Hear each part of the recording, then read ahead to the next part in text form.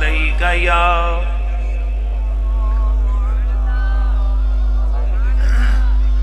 आज बुजुर्ग पीछे पीछे हैं, जवान आगे आगे है। कहीं सदा जा रही है लब्बैक या रसूल अल्लाह। और एक जुमला मेरा सुनो, अल्लाह की इज्जत की कसम है, खबरदार जो लब्बैक या रसूल अल्लाह के इस नारे से बगावत करे और इस नारे को बुरा कहे। क्यों? ये नारा किसी मौलवी का लगाया हुआ नहीं है, ये नारा सबसे पहले मोहम्मद अरबी के शार और प्यारे वीर मौला अली ने लगाया था।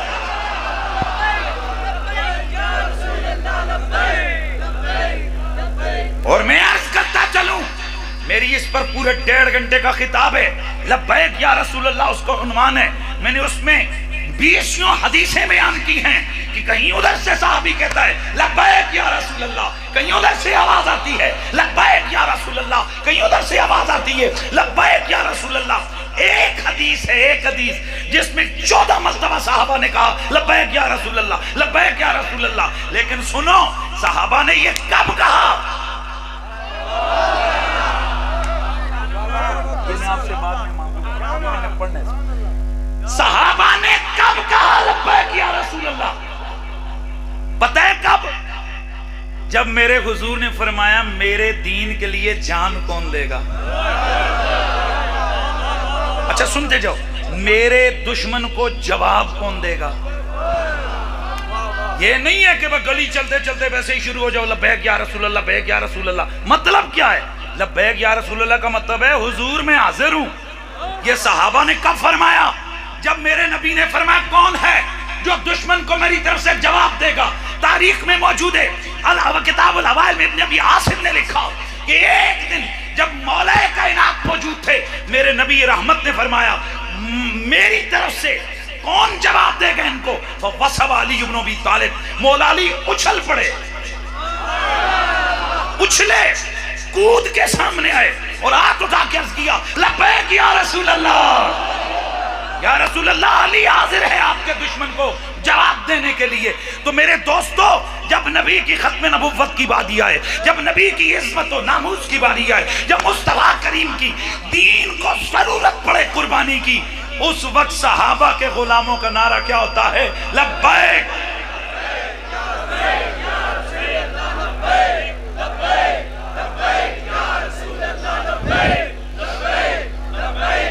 याद रखो, ये नारा कोई सियासी नारा नहीं है।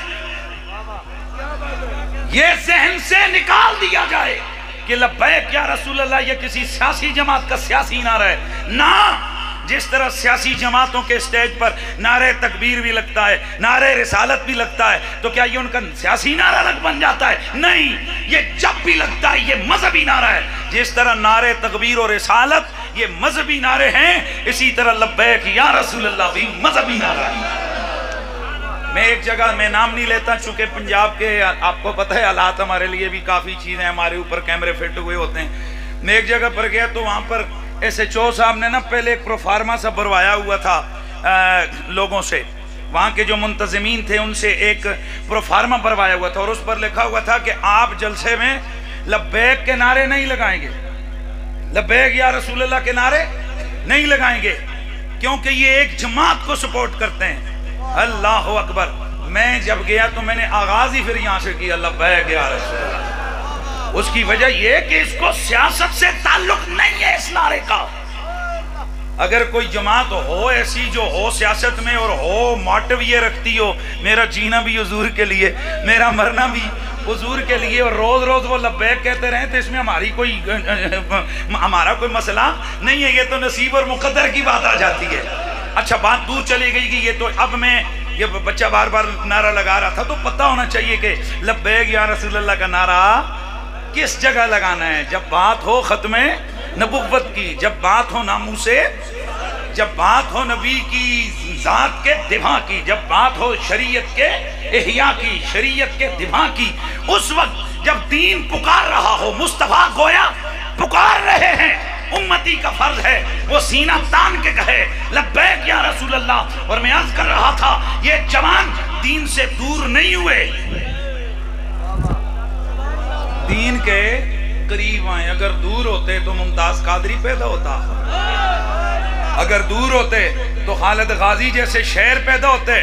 لیکن میں آپ کے اسی سرگودہ کی سرزمین پر یہ ایک اعلان اور بڑی بات کر کے جا رہا ہوں. یہ جو آج کل ہمیں پتہ چل رہا ہے کہ جس سے ذاتی دشمنی ہو اس کو گولی مار دو اور کہو کہ اس نے گستاخی کی ہے, خبردار, یہ بات کبھی بھی قابل قبول نہیں ہوگی. گستاخ وہی ہے جس کی گستاخی سامنے ہے, جس کی گستاخی پر کوئی گواہ ہے, جس کی گستاخی تشتسوام ہے, جس کی گستاخی عیاں ہے. علماء اس کو ڈکلیئر کر رہے ہیں کہ یہ گستاخ رسول ہے, اس کے خلاف عدالتوں میں کیس چل رہا ہے کہ یہ گستاخ رسول ہے. اس طرح ہم اجازت کبھی کسی کو نہیں دیتے کہ وہ جس سے ذاتی دشمنی اس کو گولی مار کر کے کس نے توہین کی تھی. خبردار, ایسا ہم نہ کبھی ایسے لوگوں کی حمایت کرتے ہیں اور نہ کبھی کریں گے.